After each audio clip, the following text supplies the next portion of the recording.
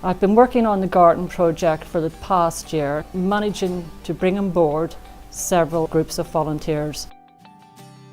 I think the hardest part is obviously from raising the initial amount of money, and obviously with Dean coming up with the idea about the stones, which has raised £10,000 to actually start the progress. There was quite a lot of Yorkshire stone on site that was not practical from a wheelchair access point of view. We raised the initial funds through selling of the stone to local stone merchants that helped remove the stone as well, and that's taken us to this point with the help of Cummins Engineering and their volunteer team, and now Kirklees Colleges and their students. Phase 1 is nearly completed, and as you can see by the photograph, various stages of the garden project, from the removal of weeds, trees, the pond area has still got to be sorted out.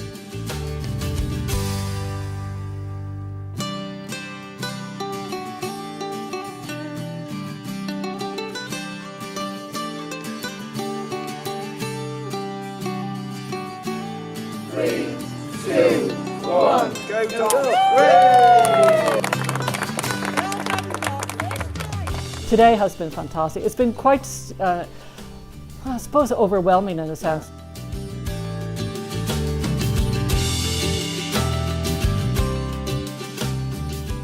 I can leave this place, I can go home to a home in Bradford where I live, and I can sit in my garden. They can't sit in their garden, and I think that is wrong, and they've got a right to have a garden that they can go and relax in and enjoy.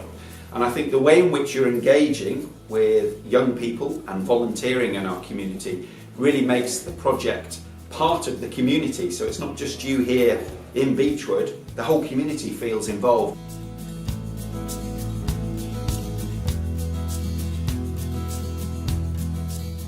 When I first came here and I looked down there and saw that overgrown, a wonderful old garden, a Victorian garden, that was totally neglected, I was determined that we do something to change that all. And with the first step we've done a marvellous first step, and that's been building a team, doing the fundraising and working up the enthusiasm from the supporters. So we carry on with that. I'm going to go away from today and I'm going to talk to all the people that owe me favours. And sometimes, you know, they're people that I've worked with and helped, and I have a long list of them. I'm now going to meet the managers here, and we're going to see where we've got money from in the past, where we've got opportunities for money, and I tell you, we're going to do it seriously and vigorously, and we're going to do it.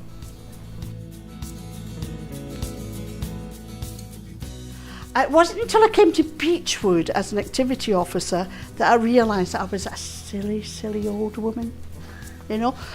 And the residents just calmed me down a lot until I seen the garden at the front. If you'd have seen this garden, Tarzan was looking for Attenborough. Not Attenborough looking for Tarzan, the other way around. So what we did was, we had a makeover.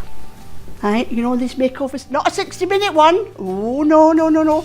This was a 60-week one, right? So we've now finished phase 1 and we've had a fabulous time, and all we need now is money.